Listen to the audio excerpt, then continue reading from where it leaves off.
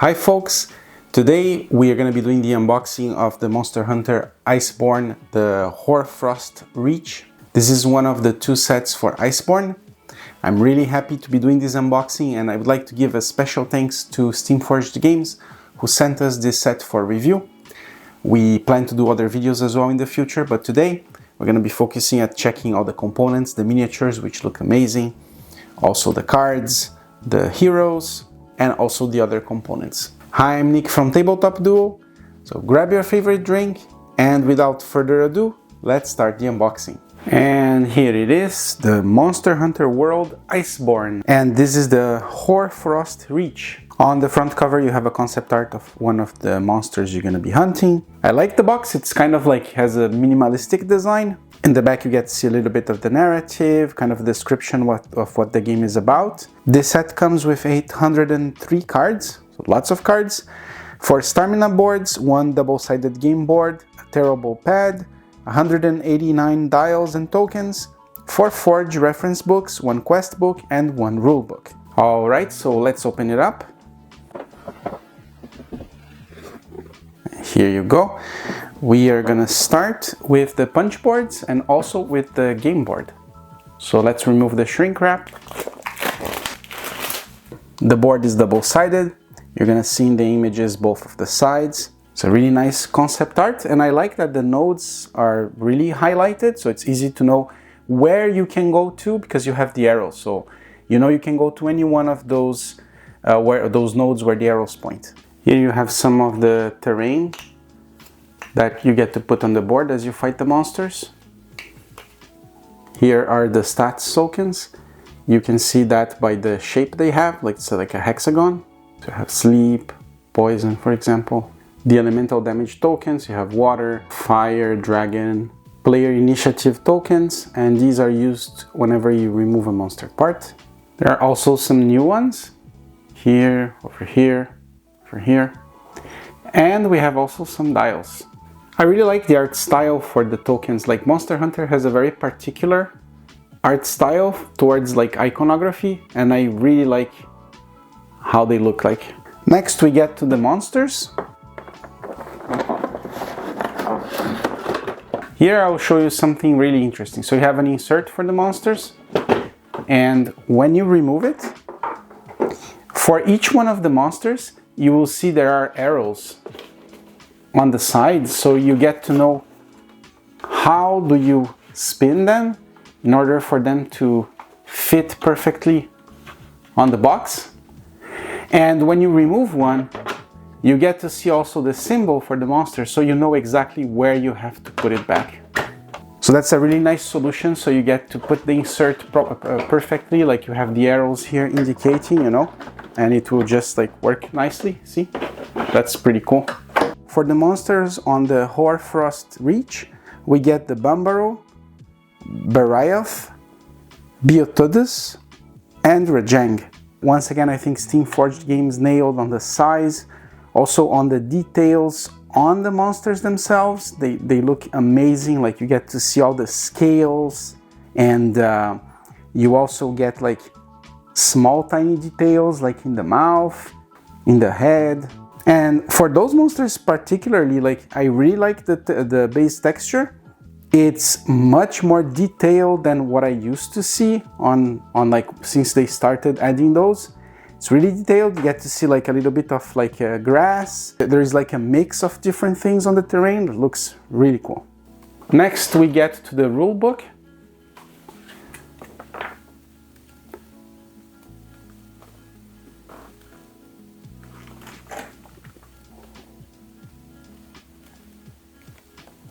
Next we get the quest book, quite thick, so lots of quests. Here you get the explanation of the enemy. The first part of the book is about the narrative that you're gonna go through, and you also have arena quests, which players start with specific equipment, and then you can try to beat the boss under those conditions. In the back you have a nice drawing with the Monster Hunter artwork for the iconography of the enemies. Next we get to the player boards. So the boards came folded in half. That's how they look. Pretty similar to the Monster Hunter World one. You get the armor, the weapons, the mantle, which was something that was not there on the Monster Hunter World. That's pretty cool. And then the slots for the cards. And you get 4 of them. Next we have the Hunter sheets. That's pretty much the same as in the first Monster Hunter. The backside is really cool. You get to see all the monsters and you can put like your markings for which ones you defeated, the rewards, the hunter rank, and so on. Then we get to the monsters stats cards. So let's open it up. The monster boards are pretty much like in the OG Monster Hunter board game. You get the health, you have what their status and like what are their weaknesses and strengths, the special ability, the location where you're going to place the tokens, and then the parts that you can break. And in the back, you get the rewards as you break parts. So if you break parts, you get automatically some rewards, and then when you do the dice roll, which parts do you get? So you have here for the Bombaro, Biotodus, Barayov, and Rajang. And then at the bottom, we get the 4 reference books for the different classes. So we get the Dual Blades, Great Sword Hunter, which by the way is the one I like to play, Sword and Shield, and the Bow Hunter. I really like that they changed this part to be those books. It's really detailed, has like nice concept art. You get to see all the weapons and what you can craft for each one of the monsters you find. Next we get to the cards and the insert here for the components. Before I go into the cards, let's have a look, like if we remove this insert, let's see what we have below. So first we get the miniatures. First let's check the miniatures. So here we have these amazing miniatures, really detailed, again with the base texture. I think they look more detailed than in the OG game. And like I mentioned before, the miniatures are for the Bow Hunter, Dual Blades, Great Sword, and Sword and Shield. We also get the dice. It's nice. There's no unique symbols on them or anything, but they look great. And then we have the rivets to assemble the dials. Let's assemble some of them so I can show it to you. The Hunter turn dial and one of the player's health dials. And finally we get to the cards. Here we get to see some weapons, armor, some attack cards. These are for the Great Sword Hunter. It's the ones with this symbol here. For the dual one, again same thing. Maybe those are the initial weapons. Again, some attack cards for the dual blades. This one is for the bow. I think these are probably the starting cards. And then for the sword and shield. Here we have damage cards that range from 1 to 2 damage. There are lots of them. More damage cards that range here from 3 to 4 probably. Let's see, yeah, we have some 4s. And then we have the elemental damage cards. They also have a different pack. So this is the elemental ones, and these are the regular damage cards. In this deck we get the time cards and also the Palico cards. Our little friends, look at that.